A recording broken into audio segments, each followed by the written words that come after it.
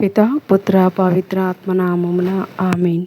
ప్రియ స్నేహితులారా, మీ అందరికీ జూబ్లీ సందర్భంగా 2025 సంవత్సరం పురస్కరించుకొని బైబిల్ పారాయణానికి మిమ్మల్ని అందరినీ కూడా ప్రేమతో ఆహ్వానిస్తూ ఉన్నాను.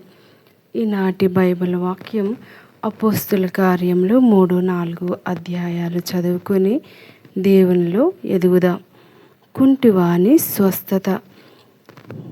ఒకనాడు ప్రార్థన సమయమగు పగలు 3 గంటల వేళకు పేతురు యోహాను దేవాలయమునకు వెళ్ళిరి.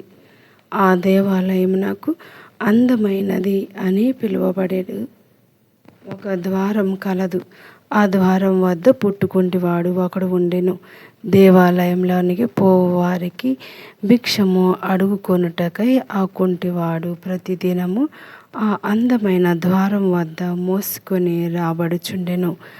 ఆనాడు పేతురు యోహానులు దేవాలయంలోనికి పోవుచున్నప్పుడు ఆ కుంటివాడు వారిని భిక్షమడిగెను. అప్పుడు వారు సూటిగా అతని వంక చూసిరి. పిమ్మట పేతురు, మా వైపు చూడుము అని వానితో చెప్పగా వారేమైనా ఇత్తురేమో అనెను. ఆశతో వారి వంక చూసెను. అప్పుడు పేతురు, నా దగ్గర వెండి బంగారం ఏమీ లేదు. నాకు ఉన్న దానిని నీకు ఇచ్చేదను. నజరేయుడగు యేసు క్రీస్తు పేరిట నీవు నడువుము అని పలికి పేతురు వాని కుడి చేయిని పట్టుకొని లేవనెత్తెను. వెంటనే వాని పాదములు మడమలు బలపడగా వాడు ఎగిరి గంతు వేసి నిలువబడి అటు ఇటు నడవసాగెను. అంతట వాడు నడుచుచు గంతులు వేయుచు దేవుని స్తుతించుచు వారితో కలిసి దేవాలయంలోనికి పోయెను. అప్పుడు అచ్చటనున్న జన సమూహమంతయు ఆ కుంటివాడు నడుచుటను దేవుని స్తుతించుటను చూసిరి. ఆ దేవాలయపు అందమైన ద్వారం వద్ద కూర్చుండిన బిచ్చగాడు వీడే అని వారు గుర్తుపట్టి జరిగిన దానిని గూర్చి ఆశ్చర్యచకితులైరి. దేవాలయంలో పేతురు ప్రసంగం. సొలొమోను మంటపం వద్ద వాడు పేతురు యోహానులను అంటిపెట్టుకుని ఉండగా ప్రజలందరూ ఆశ్చర్యపడి పరిగెత్తి వారి యొద్దకు పోయిరి. పేతురు వారిని చూసి, ఇజ్రాయేలు ప్రజలారా, మీరేలా దీన్ని ఇంత ఆశ్చర్యపడుచున్నారు? మీరేలా ఇట్లు రెప్పవేయక మాపై చూచుచున్నారు? మేము మా స్వశక్తి చేత గాని భక్తి చేత గాని ఈ మనుషుని నడిపించితేమని అనుకొనుచున్నారా? అబ్రహాము, ఇస్సాకు, యాకోబుల దేవుడు అనగా మన పూర్వుల యొక్క దేవుడు తన సేవకుడైన యేసును మహిమపరిచి ఉన్నాడు. ఆ యేసునే మీరు అధికారుల చేతికి అప్పగించితిరి. పిలాతు ఆయనను వదిలిపెట్టి నిశ్చయించినప్పటికీ మీరు అతని ఎదుట ఆయనను నిరాకరించితిరి.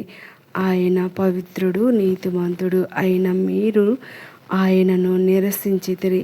యేసును విడుదల చేయమనుటకు బదులు మీరు నరహంతకును విడుదల చేయమని అడిగితిరి. కనుక జీవనకర్తను మీరు చంపియున్నారు. అయినను దేవుడు ఆయనను మృతుల నుండి లేపెను. మేము దీనికి సాక్షులము. ఆయన నామమునందలి విశ్వాసం మూలమున ఆయన నామమే మీరు చూసి ఎరిగి ఉన్న వీనిని బలపరిచినది. ఆయన వలన కలిగిన విశ్వాసమే మీ అందరి ఎదుట వీనికి ఈ పూర్ణ స్వస్థత కలుగచేసెను. సోదరులారా, మీ నాయకులు యేసుకు చేసిన ద్రోహము మీ అజ్ఞానం వల్లనే జరిగిందని నాకు ఇప్పుడు తెలియను. ఆయన మెస్సియా బాధలు పడవలనని ప్రవక్తలందరి ద్వారా దేవుడు పూర్వం ఎరింగించిన దానిని ఇట్లు నెరవేర్చెను. మీరు హృదయ పరివర్తన చెంది దేవుని వైపు మరలిన ఎడల ఆయన మీ పాపములను తుడిచివేయును.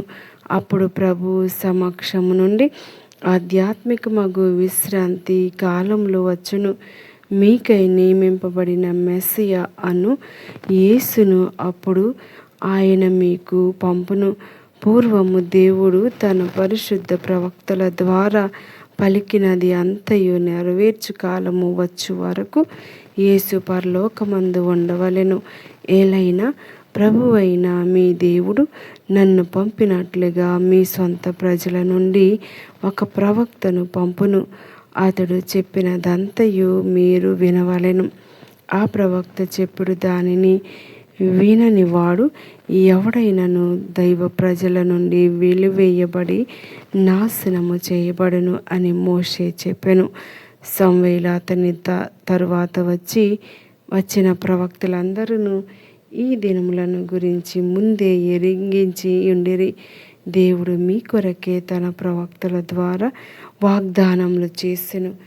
దేవుడు మీ పూర్వులతో గావించిన నిబంధన యందు మీరు భాగస్వాములు.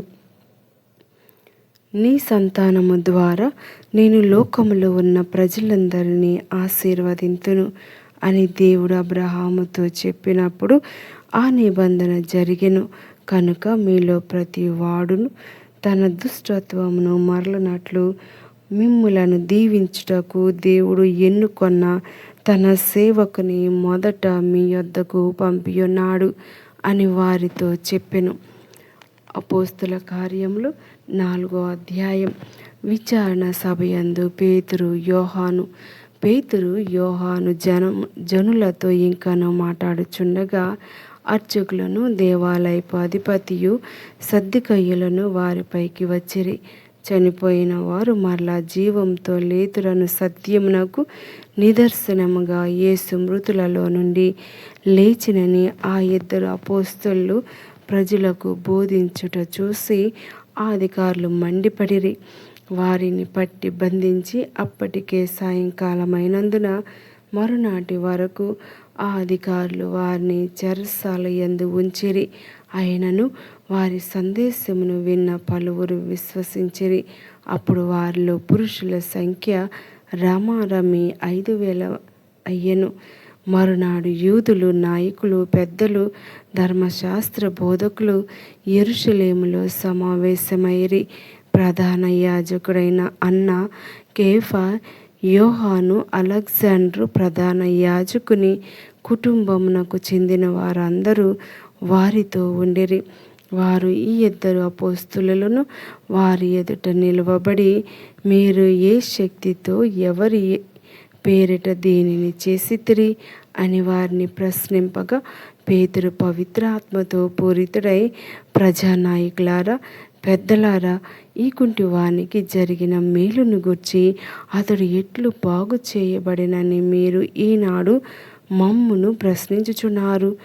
ఇప్పుడు ఈ మనుష్యుడు నజరేయుడగు యేసు క్రీస్తు నామమున పూర్తిగా బాగుపడి మీ ఎదుట నిలిచియున్నాడని మీరును ఇజ్రాయేలు ప్రజలందరూ తెలుసుకొనవలెను. ఆ క్రీస్తుని మీరు సిలువపై కొట్టి చంపితిరి. అయినను దేవుడు ఆయనను మృతుల నుండి లేపెను. ఇల్లు కట్టువారైన మీరు పనికి రాదని త్రోసివేసిన రాయి ఈయనదే. అది ఏ ఇంటికి మూలరాయి అయినది. ఆయన యందు తప్ప వేరొకని యందు రక్షణ లభించదు. ఏలైనా ప్రపంచమున రక్షణ కలిగించు నామము వేరొకనికి ఇవ్వబడలేదు అని వారికి సమాధానమిచ్చెను. చదువురాని ఈ సాధారణ మనుషులకు పేతురు, యోహానులు అంత ధైర్యంగా సమాధానమిచ్చుటచే ఆ సభ సభ్యులు ఆశ్చర్యపడిరి.